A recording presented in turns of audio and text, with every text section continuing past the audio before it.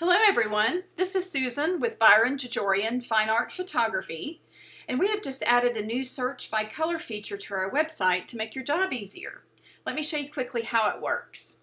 If you'll click on this search box right here on the home page, let's just type in landscape, and then you'll click this little arrow right there, and it shows the color block right here, this little square. So you click on that square and it brings up the color search.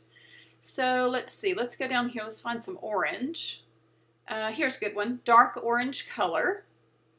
So then you just click the magnifying glass, or you can hit return. And there, it found the deep dark orange color in those images. And you can click on an image to enlarge it to see. All right, let's go back. I'll hit the back button. And let's type in ocean. And then hit the color square again where the orange was last time. And then let's see, let's scroll over this blue. It says Dodger blue color. Let's try that one. And then just hit the magnifying glass or hit return. And let's see what colors that brings up, or what images. There, it shows all of those different images with that blue color in it.